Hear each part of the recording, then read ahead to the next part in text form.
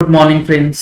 GST platform के YouTube channel में आप सभी का स्वागत है। जी हाँ फ्रेंड्स, जीएसटी के अंदर अब आप लोगों को इनपुट टैक्स क्रेडिट क्लेम करने के लिए एक नया ऑप्शन जो है मिलने जा रहा है और आप जो आज की वीडियो में डिस्कस करने वाले हैं कि किस किस चीज का इनपुट टैक्स क्रेडिट क्लेम कर सकते हैं उसकी इंफॉर्मेशन मिल जाएगी। जुड़े रहिएगा इस वीडियो के एंड तक ताकि आपको भी 1 अक्टूबर 2022 से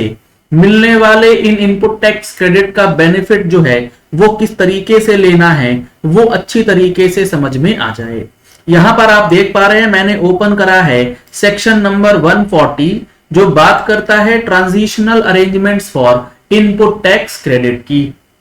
1 अक्टूबर 2022 से ट्रेंड 1 और trend 2,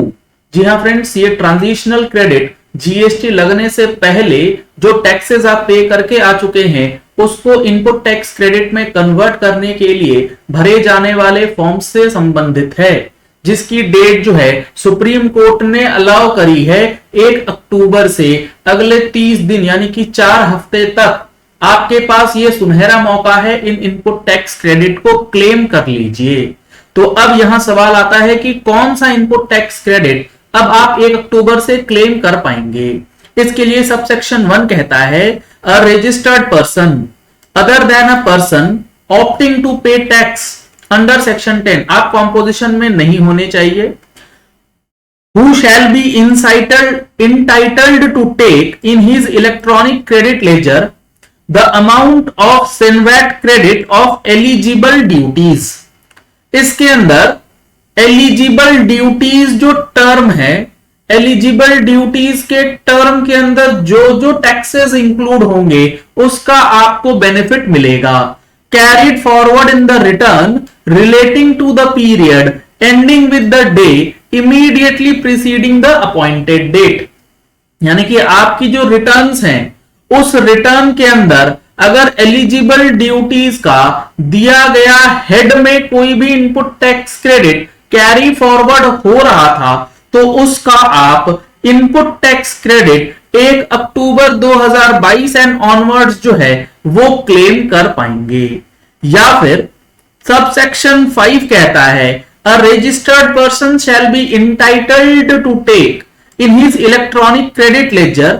credit of eligible duties and taxes in respect of inputs or input services received on or after the appointed date, but the duty or tax in respect of which has been paid by the supplier under existing law within such time। यानी कि आपने tax का payment किया था previous act में और आपको input tax credit जो है अब क्लेम करना है, तो उसके लिए कंडीशन इतनी सी है कि इनवॉइस और एनी अदर डॉक्यूमेंट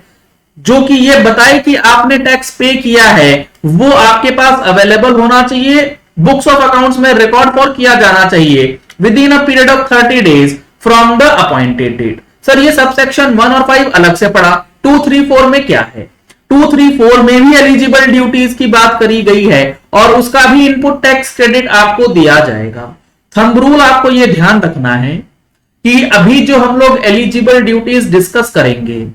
उसका इनपुट टैक्स क्रेडिट आपको तभी मिलेगा जब वो इनपुट टैक्स क्रेडिट पुराने एक्ट में भी एज पर लॉ एलिजिबल थे और जीएसटी के अंदर भी उसके लिए एलिजिबल हैं, यानी कि वो ब्लॉक्ड क्रेडिट नहीं होना चाहिए। ऐसा नहीं होना चाहिए कि पुराने एक्ट में आपके पास कार का कोई इनपुट टैक्स क्रेडिट पड़ा था तो आप बोलेंगे कि ये तो हमने इनपुट टैक्स क्रेडिट जो है वो कैरी फॉरवर्ड करना है, नहीं मिलेगा, क्योंकि वो जीएसटी के अंदर आकर के ब्लॉक्ड क्रेडिट में आ जाता है और आपकी रिटर्न पुरानी जीएसटी से पहले वैट, सर्विस टैक्स, एक्साइज की वो भरी होनी चाहिए, 6 महीने की रिटर्न, तभी आपको ये सारी चीजें इसका बेनिफिट जो है मिलेगा। अब आता है इंपॉर्टेंट पॉइंट कि एलिजिबल ड्यूटीज में कौन कौन सी चीजें हैं। इसके लिए 2 एक्सप्लेनेशन है, एक्सप्लेनेशन 1 एंड एक्सप्लेनेशन 2। जो मैंने आपको सबसेक्शन 1 और सबसेक्शन 5 पढ़ाया अलग से, वो इसीलिए क्योंकि एक्सप्लेनेशन 2 के अंदर सबसेक्शन 1 और सबसेक्शन 5 का जो एलिजिबल ड्यूटी का मीनिंग है वो अलग है और इसके अलावे जो रिटर्न से और इनवॉइस के बेसिस पे मिलना है उसके लिए अलग टैक्सेस हैं और जो रिटर्न और इनवॉइसेस नहीं होने की वजह से जो आपका implied amount of input tax credit या टैक्स अमाउंट इंक्लूडेड है आपके स्टॉक के अंदर, डब्ल्यूआईपी के अंदर, फिनिश गुड्स के अंदर, उसका भी इनपुट टैक्स क्रेडिट मिलेगा। उसके लिए आपका एलिजिबल ड्यूटी का डेफिनेशन जो है वो बदल जाएगा। तो सबसे पहले आपको यह समझना है कि अगर आपकी रिटर्न में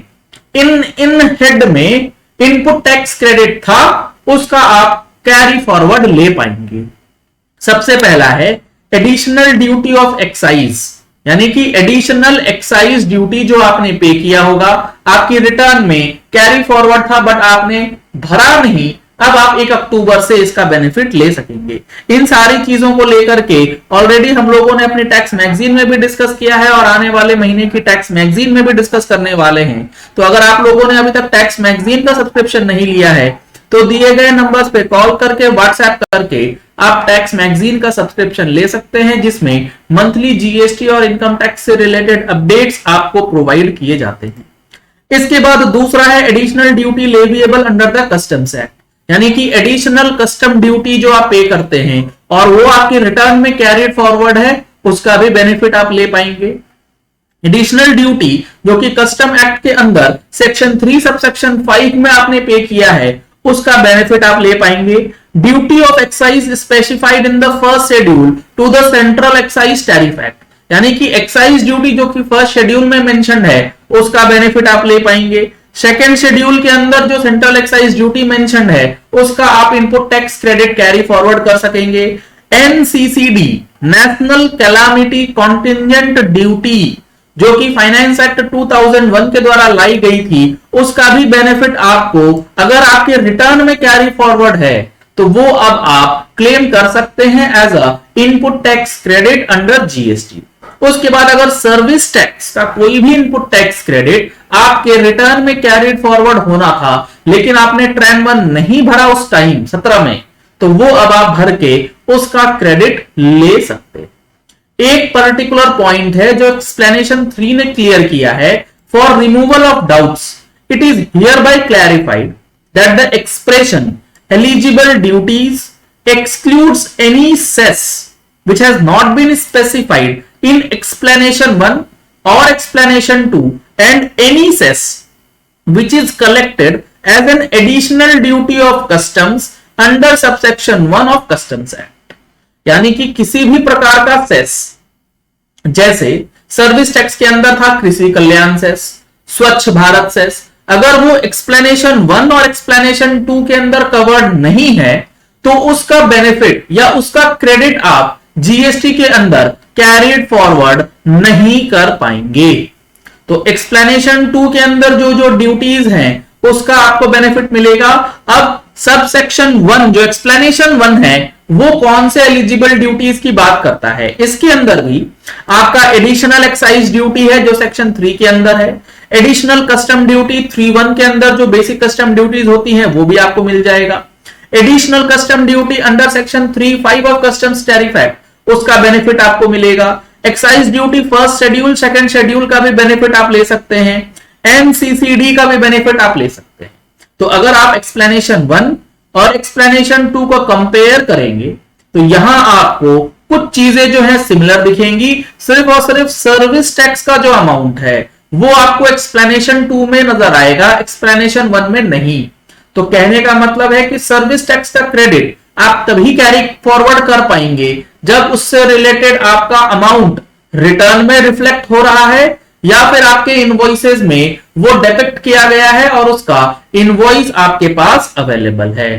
तो इन सारी चीजों को आप तैयार करके रखिएगा, 1 अक्टूबर से विंडो ओपन हो जाएगी। इन सारी चीजों का इनपुट टैक्स क्रेडिट जो है वो आप क्लेम कर सकते हैं और इनपुट टैक्स क्रेडिट क्लेम करने के बाद आपको अपना इनपुट टैक्स क्रेडिट का रिकंसिलिएशन भी करके रखना है, क्योंकि वहां पर इनपुट टैक्स क्रेडिट का जो लेजर है वो हिलेगा, जिसकी वजह से रिकंसिलिएशन आपके लिए जरूरी हो जाएगा। तो अगर आप रिकंसिलिएशन करना चाहते हैं तो आप उसके लिए रिकंसिलिएशन टूल परचेज कर सकते हैं, जिसके तहत 2A 2B का रिकंसिलिएशन, क्लॉज 44 जो टैक्स ऑडिट रिपोर्ट में आपको जनरेट करके देना है, उसके लिए भी यूटिलिटीज अवेलेबल हो चुकी है।